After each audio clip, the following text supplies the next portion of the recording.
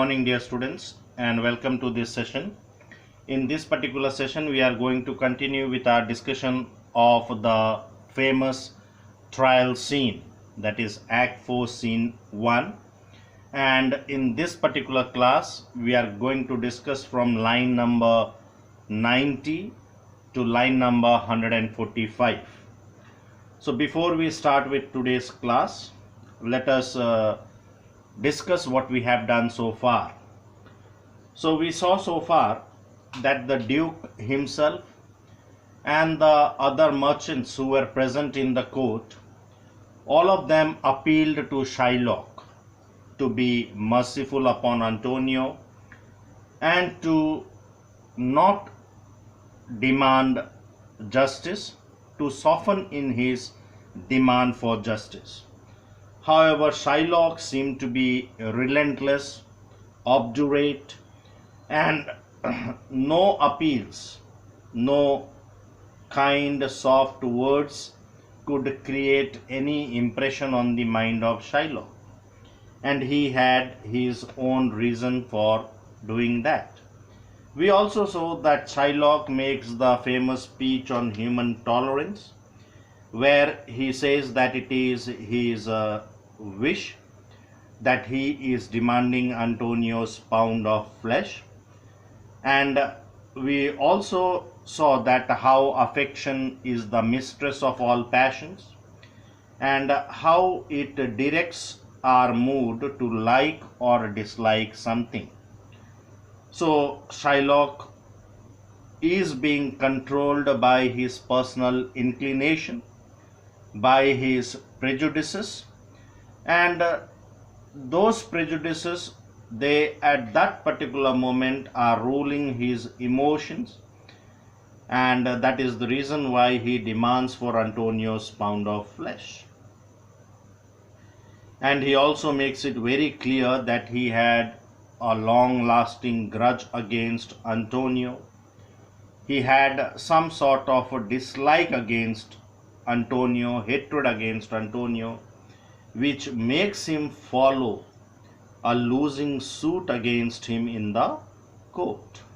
And also he had sown on the holy Saturday, that is the seventh day of the Jewish week, which according to them was considered to be a sacred day, and he cannot soften in his demand for justice at this particular moment. We also saw that Bassanio offers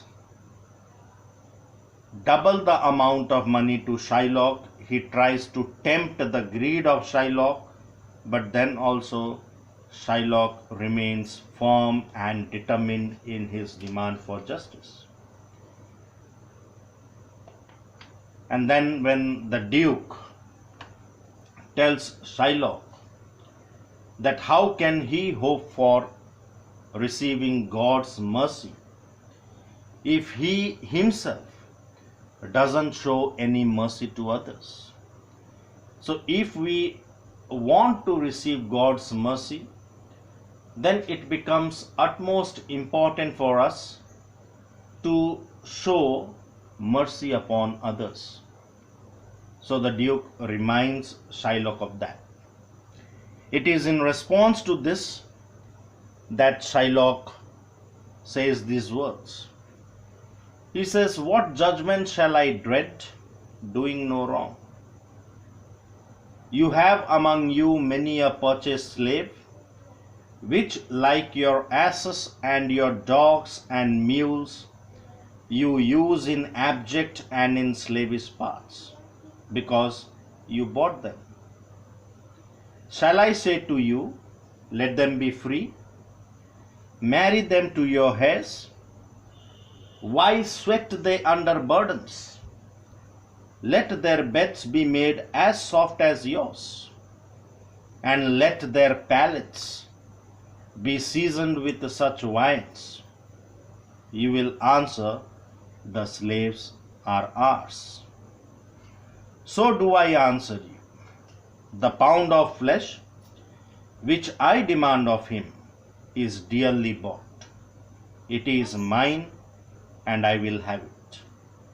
If you deny me, fie upon your law.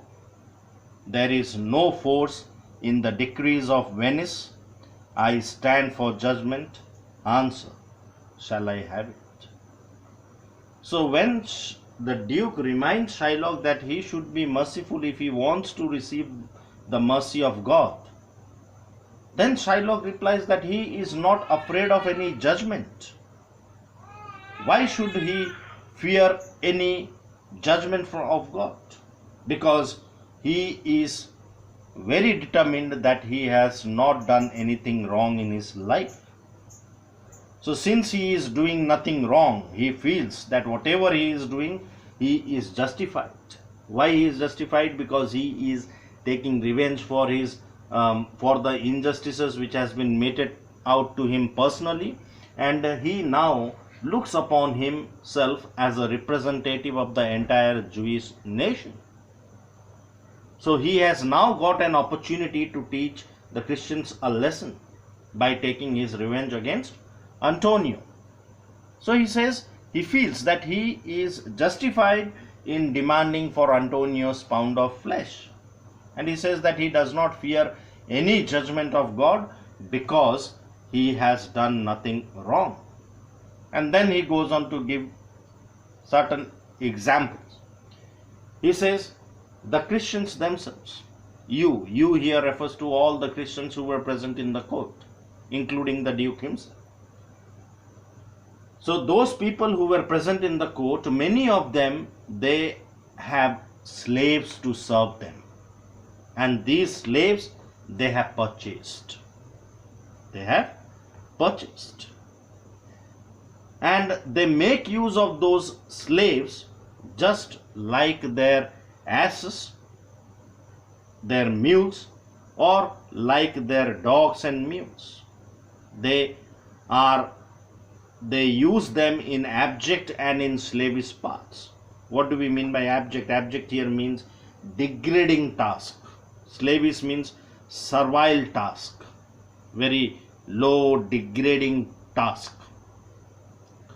So these slaves, they have no liberty in their life at all. They are not given any freedom, and in fact, they are treated like animals. You all are all aware that how slaves were treated in the medieval times. So they were treated like animals. They were made to do hard labor. They were used to do very cheap, mean and degrading tasks. And they were subjected to all these types of harsh and difficult tasks only because they were purchased. They were bought. And now Shylock says, shall I say to you? Now if Shylock says that if he tells them that they should let all these slaves free, instead of making use of them in doing degrading tasks, instead of treating them like their asses, dogs or mules, they should let these slaves free. Not only that, they should marry those slaves to their daughters. Why should these slaves be made to sweat, to toil hard, or they be burdened with heavy loads? They are essentially human beings. They have their own liberty, they have their own rights, they have their own freedom. So why they can't live like any other free man? So he says that if he tells these Christians to let all their slaves free and to let these slaves marry their daughters and lead a luxurious life instead of making them burdened under the heavy loads. Instead, their beds should be made as soft as their masters. They should lead their beds be made as soft as their masters. This is an implication that they should lead as comfortable a life as that of their masters. Their palates be seasoned with such wines. Their appetites should be treated with the same food as that of their masters. why should they be given low quality food to eat? They should be given the same quality of food that is given to their masters. If he tells these Christians to do all these things, do you think they will do? Obviously not. Simply they will answer, the slave are ours. So since they bought the slaves, they have the right to decide what type of life the slave should lead. What type of food should be given to the slaves? What type of work should be carried out by those slaves? So they are their masters, therefore they have the right to decide all these matters. They will not listen to Shylock. In other words, Shylock says, if we have bought something, then we have the right to decide what is to be done with that thing. If it is our money, we have the right to decide how that money should be spent. So Shylock says that he would also like to answer them in same terms. The pound of flesh which I demand of him. Shylock says, the pound of Antonio's flesh which he demands in the court is dearly bought. Is dearly bought means it has costed him a good amount of money. He had to pay 3,000 ducats for that. So therefore he claims his right upon the pound of flesh. He says, it is mine and I will have it. And if the Duke denies him the right to have the pound of flesh, then he says that shame upon the Venetian law, fie upon the Venetian law. And he is very much aware, confident that there is no power in the Venetian law that can prevent Shylock from judgment, from getting justice. So he says, I stand for judgment, answer shall I have it. Okay. So he waits for an answer that whether he should have that pound of flesh or not. The Duke then says, upon my power I may dismiss this court. Now obviously the Duke cannot satisfy Shylock with an answer. He knows that Shylock is right, justified in demanding for justice because the bond is forfeited. But still, the Duke says that since he is the presiding officer, he has the authority to dismiss the proceedings of the court unless Bellario, who is a learned doctor, arrives in Venice. So the Duke had sent a letter to Dr. Bellario seeking his advice or asking him to intervene in the matter and decide the matter. So he tells Shylock that he has his authority to adjourn the proceedings of the court until Dr. Bellario, who is a learned doctor of law, whom he has invited to decide the matter between the Jew and the merchant. Okay. Until he comes there, he has the right to has the authority to adjourn the court proceedings. Just then Salarius informs that my lord here stays without. A messenger with letters from the doctor new come from Padua. So he informs that there is already a messenger at the door who has arrived in Venice, and he has come with the letters from the learned doctor of law from Padua. Dr. Bellario was supposed to come from Padua, and we know Dr. Bellario is not the person who comes to decide the case between Shylock and Antonio. Instead, Portia, disguised as Dr. Bellario, comes to the Venetian court. And who is this messenger who comes with the letter? This messenger is the clerk of Portia, that is Nerissa. So the Duke says, bring us the letters, call the messengers. Call the messenger. The Duke had been waiting for this messenger. So therefore he tells at once to bring him to the court. Then Bassanio could clearly see that Antonio was little sad. He was gloomy. It appeared that Antonio is a passive character. Being a passive character, you see, he is not strong, he is not self-willed, he does not speak with much determination in his words, only because he is at fault, and he is the person who has forfeited the bond. So therefore he was standing in a very cheerless mood, in a very gloomy mood in the court, and Bassanio could not see that expression on the face of Antonio. So therefore Bassanio tries to make Antonio feel little cheerful. He says, "Good cheer, Antonio. What man, courage yet." Okay. He tries to instill some courage in Antonio because Antonio has lost all his hopes. So he tells that he must have some courage. And he tells to Antonio that the Jew, that is Shylock, will have his flesh, that is Bassanio's flesh, his blood, his bone, and everything before thou shalt lose for me even one drop of blood. Now you see, for me, emphasize on the word for me. Bassanio feels that Antonio has been put into this fix only for the sake of Bassanio. So therefore he assures Antonio that before Antonio even loses one drop of his blood for his sake, he will allow Shylock to have his own flesh, his blood, his bones, his everything. He will sacrifice everything. He will sacrifice his own self as well, just to save the life of Antonio. That shows or throws light on the strong bond of friendship that existed between Bassanio and Antonio. However, we can clearly get a glimpse of Antonio's hopeless condition, of his gloomy mood, through the following lines.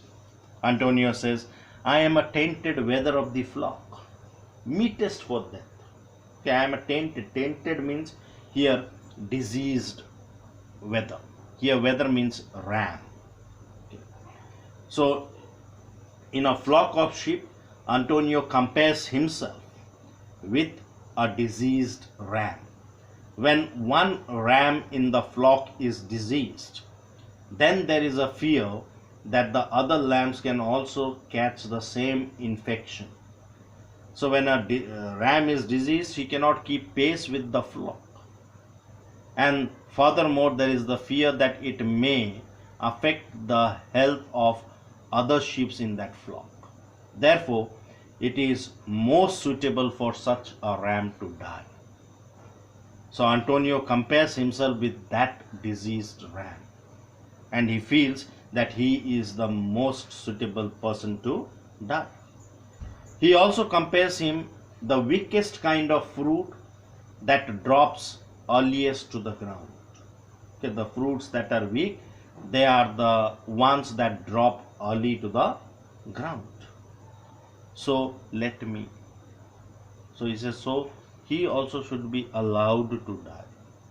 Okay. So he has no hope of living. He does not want to cling to his life. An optimistic person is a person who, even when he is on his deathbed, he could still see a ray of hope that there is some chances of survival. But here we see that Antonio's mind is diseased. He has lost all his hope, all his courage, and he thinks that it is now time for him to die. That is the reason why he compares himself with a diseased ram that is most suitable to die. He compares himself with the weakest kind of fruit that is the first to drop onto the ground, and therefore he also lets loose upon his life, and he is prepared to die. And at the same time, he tells Bassanio that the best way in which Bassanio could be occupied at that particular moment is that he must still live. Now this second part shows the friendship of Antonio. Antonio knows that if anything happens to him, if he dies because of the wrath, because of the revenge of Shylock, then the person who would be most affected by his death would be Bassanio. Bassanio would not be able to live a single moment of his life in happiness, because he will constantly curse himself. blame himself for the death of Antonio. So therefore Antonio tells Bassanio that the best way in which he could be occupied, that Bassanio should live. He should continue to live and he should write Antonio's epitaph. What is epitaph? An inscription on the tombstone. So he must write that epitaph on the tombstone of Antonio, letting the world know that what type of person Antonio was. Okay. That is the best way in which Bassanio could be occupied. So just then enters Nerissa, dressed like a lawyer's clerk. So from this part we will be doing, from here we will be doing in the Google Meet class. Okay. So thank you for joining. Stay blessed.